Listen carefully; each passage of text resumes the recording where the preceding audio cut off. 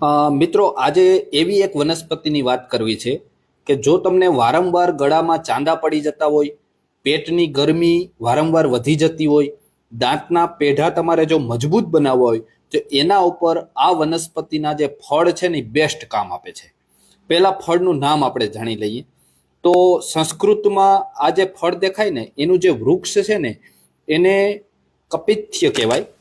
જ્યારે દધી ફળ પણ એવું નામ છે. ગુજરાતીમાં એને કોઠું કહીએ છીએ અને એનું જે વૃક્ષ હોય ને એને કોઠી કહીએ છીએ.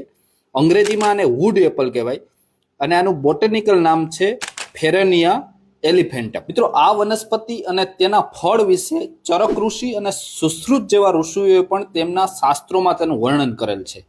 આ ફળ હાથીને સૌથી પ્રિય હોય છે. મિત્રો આ કોઠાના જે પાન હોય ને એનો પણ ખૂબ સારી રીતે ઉપયોગ થાય છે. આપણા શાસ્ત્રોમાં એનું ખૂબ વર્ણન છે. તેમના પાન છે ને પાચક હોય છે અને પથરીને દૂર ભગાડનાર હોય છે. જ્યારે અજીર્ણ અને ગ્રહિણીને પણ તે દૂર કરે છે. પેશાબમાંથી જો તમને રક્ત શર્કરા પડતી હોય તો તે ઓછી કરવા કોઠીના કુમળા પાનનો ઉપયોગ કરવામાં આવે છે.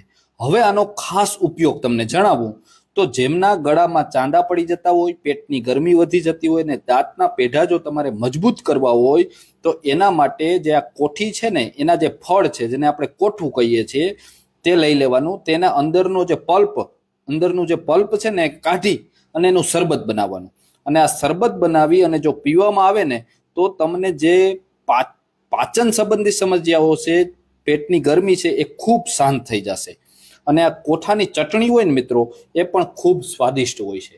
જો આ માહિતી તમને મિત્રો સારી લાગી હોય ને તો અચૂક તમે શેર કરજો અને તમે આના વિશે વધુ જાણતા હોય તો એક ખાસ કોમેન્ટ કરજો. જય ગિરનારી.